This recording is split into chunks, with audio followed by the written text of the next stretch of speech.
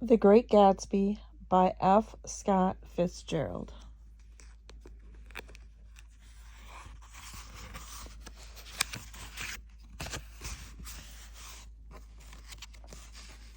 She's going to spend lots of weekends out here this summer. I think the home influence will be very good for her. Daisy and Tom looked at each other for a moment in silence. Is she from New York? I asked quickly. From Louisville. Our white girlhood was passed together there. Our beautiful white...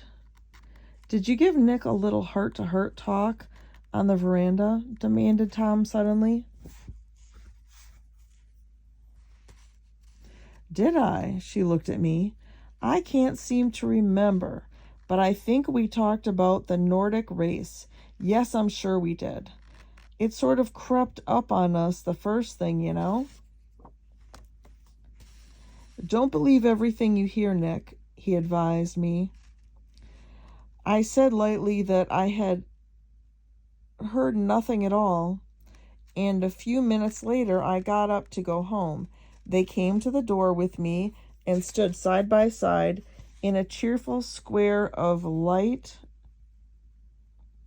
As I started my motor, Daisy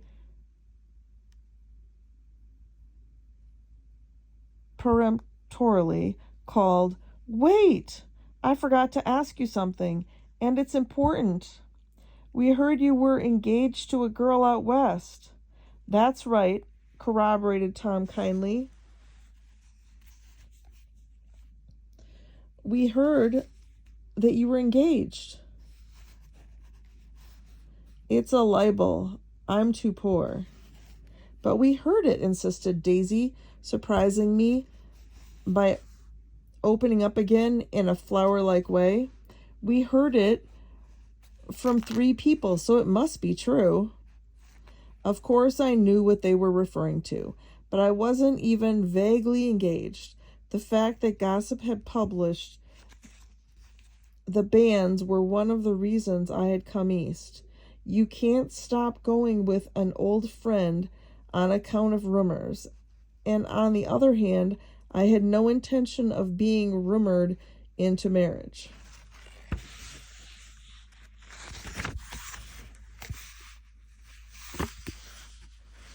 Their interest rather touched me and made them less remotely rich, nevertheless. I was confused and a little disgusted as I drove away. It seemed to me that the thing for Daisy to do was to rush out of the house, child in arms, but apparently there were no such intentions in her head. As for Tom, the fact that he had some women in New York was really less surprising than that he had been depressed by a book. Something was making him nibble at the edge of stale ideas, as if his sturdy physical egotism no longer nourished his peremptory heart. Already in the deep summer, on roadhouse roofs, in front of wayside garages, where new red gas pumps sat out in pools of light, and when I reached my estate in West Egg, I ran the car under its shed and sat for a while on an abandoned grass roller in the yard. The wind had blown off, leaving a loud, bright night with wings beating in the trees and persistent organ sound as a full bellows of the earth blew the frogs full of life. The silhouette of a moving cat wavered across the moonlight, and turning my head to watch it, I saw that I was not alone. 50 feet away, a figure had emerged from the shadow of my neighbor's mansion and was standing with his hands in his pockets, regarding the silver pepper of the stars. Something in his leisurely movements and the secure position of his feet upon the lawn suggested that it was Mr. Gatsby himself, come out to determine what share was his of our local heavens. I decided to call to him. Miss Baker had mentioned him at dinner, and that would do for an introduction. But I didn't call to him, for he gave a sudden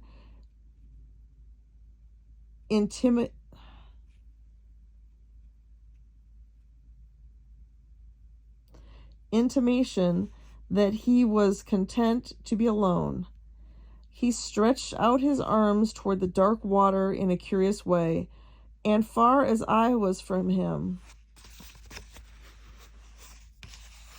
I could have sworn he was trembling.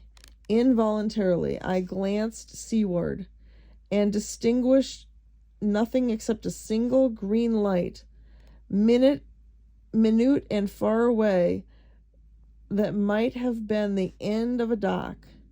When I looked once more for Gatsby, he had vanished, and I was alone again in the unquiet darkness.